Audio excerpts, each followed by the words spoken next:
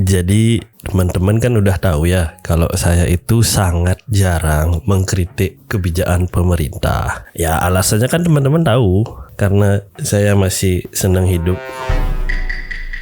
Terus juga ada informasi kesehatan nih terkait dengan meningkatnya kejadian COVID lagi. Dari 2025 Januari sampai Mei ini sudah ada 71 kasus yang tercatat dan ada tren peningkatan 8 kasus pada bulan Maret, 15 kasus pada bulan April dan terjadi 2 kali lipat lebih pada bulan Mei ini ada 37 kasus dan baru awal bulan Juni ini aja udah ada 7 kasus baru.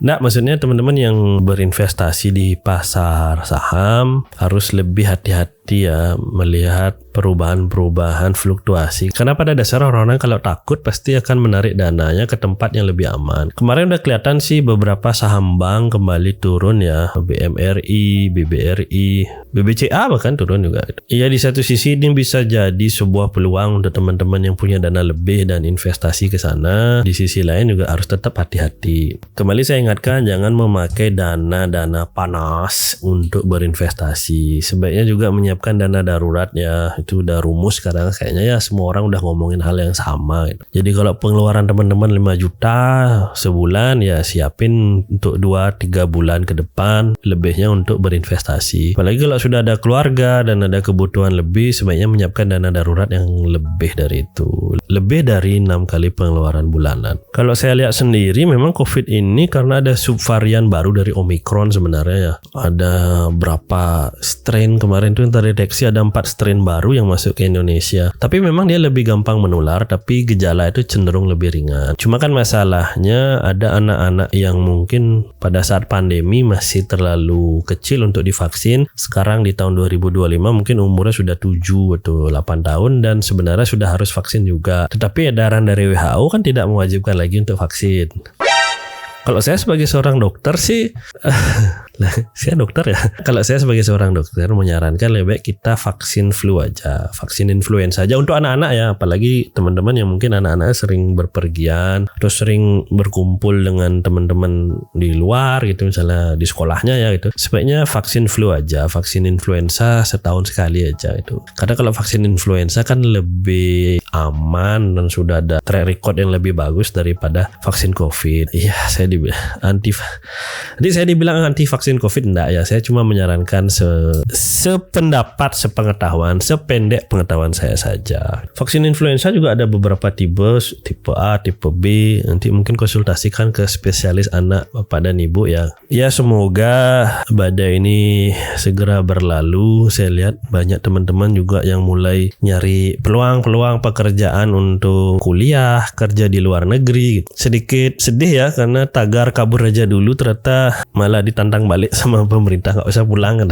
Gimana ya teman-teman ya, di luar memang ada beberapa tempat yang saya lihat peluangnya memang masih cukup bagus itu, tapi di beberapa negara ya sepertinya mengalami kerumitan yang sama dengan kita di sini. Jadi kalau teman-teman memang mau nyari peluang untuk kuliah ataupun belajar di luar negeri, ada beberapa potensi list yang mungkin nanti saya jelaskan di video-video lainnya. Jadi kalau kita pakai beasiswa, misalnya kita dapat beasiswa untuk lanjut studi di luar, sudah barang tentu selain SPP biasanya ada uang bulanan yang kita dapat. Selain itu juga saya lihat beberapa teman-teman yang diaspora yang belajar di luar negeri itu dia ngambil part time job. Jadi misalnya dia kuliah dari pagi sampai sore gitu, terus sampai siang, malamnya tuh dia ngambil part time. Mungkin enggak penuh ya 8 jam, cuma 4 jam, 5 jam sehari. Terus memang gaji di luar kan biasanya dihitung berdasarkan jam gitu loh. Jadi lebih gampang dia ngitungnya. Kemudian cari juga negara-negara yang memang BPJS-nya bagus. Maksudnya National Health Insurance-nya bagus. Kayak misalnya Taiwan gitu. Taiwan kan setelah 6 bulan kita stay di sana, bayar iuran enggak terlalu mahal, semua ditanggung akhirnya untuk kesehatan kita. Bahkan sampai bersalin, bahkan bersihkan karang gigi juga ditanggung gitu loh. Jarang ada negara yang seperti itu. Jepang juga masih bagus dia National Health Insurance-nya. Walaupun ya 80% mereka tanggung, 20%-nya kita bayar sendiri. Tetap oke lah. Nanti kalau sudah kerja 1 sampai 12 bulan ya, setahun 2 tahun lah di sana, bisa pulang dan mulai investasi di Indonesia. Ingat pulang ya. Saya sarankan teman-teman untuk ingat pulang. Ya apalagi kalau sudah ada modal, terus mau buka usaha ya seperti saya bilang tadi ya, di peternakan, pertanian, ataupun mau masuk ke bisnis properti, perumahan, itu potensinya masih ya bagus lah di Indonesia. Di beberapa daerah, saya tidak bisa sebut secara spesifik. Dan tetap hati-hati dalam berinvestasi karena saya lihat setiap tahun tuh ada tren-tren tertentu. Jadi misalnya di tahun 2020-2021 kemarin kan ada robot trading, tren-tren cuan sesat maksudnya ya. Kemudian tahu-tahu di 2 tahun terakhir ini ada judi online lah. Judi online memang ngeri sih. Dan saya lihat di 2025 ini trennya lebih aneh lagi ya. Ini trennya sudah ada perusahaan yang sengaja IPO. Jadi dia buka lembar saham dijual untuk retail, tahu-tahu dipakai liquidity exit. Gak usah dah saya sebut ya gitu. Ternyata nggak sejujur yang kita kira itu loh. Padahal aduh, ngeri.